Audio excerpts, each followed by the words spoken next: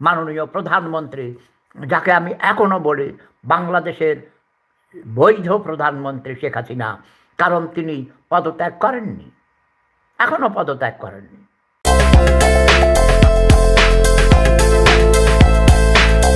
মাননীয় প্রধানমন্ত্রী শেখ হাসিনা কোনো পদত্যাগপত্র জমা দেন নাই, সেহেতু তিনি এখনো বাংলাদেশের বৈধ প্রধানমন্ত্রী।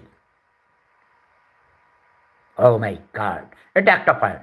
আরেকটা হলো, ওকে, আন্দোলনের মাধ্যমে সরকার পরিবর্তন হলে পদত্যাগ করার কোনো প্রয়োজন হয় না।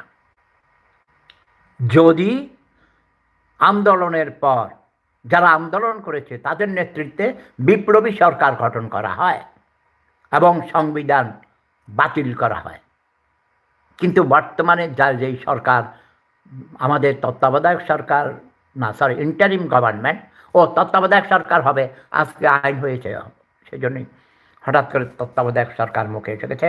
আমি আশা করি অনতিবিলম্বে তত্ত্বাবধায়ক সরকার গঠন করা হবে।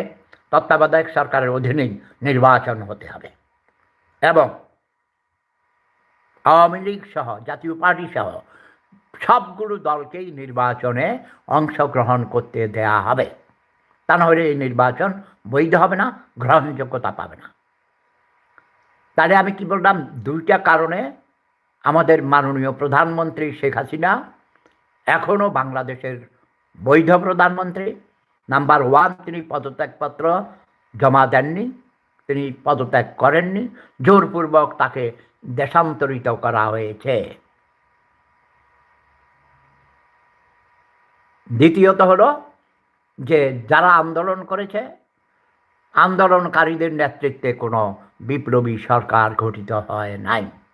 বর্তমান ইন্টারিম গভর্নমেন্ট, অন্তর্বর্তীকালীন সরকার বর্তমান সংবিধান অনুযায়ী মহামান্য রাষ্ট্রপতির কাছে শপথ গ্রহণ করেছেন, সেহেতু মাননীয় প্রধানমন্ত্রী শেখ হাসিনা এখনো বৈধ প্রধানমন্ত্রী।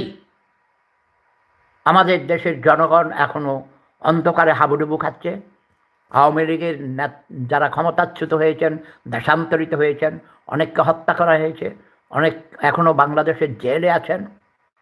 সে কারণে তারা কোনো সিদ্ধান্ত দিতে পারছেন না, তেমন কোনো আন্দোলন গড়তে পারছে না। বাট অনতিবিলম্বেই আওয়ামী লীগের কোটি কোটি নেতা নেত্রী যারা এখনো পদ্মার অন্তরালে আছেন, দেশের বাহিরে আছেন, দেশে লুকিয়ে আছেন, আত্মগোপন করে আছেন এবং আগের থেকেই প্রবাসী, যেমন আপনাদের প্রিয় শেফুদা।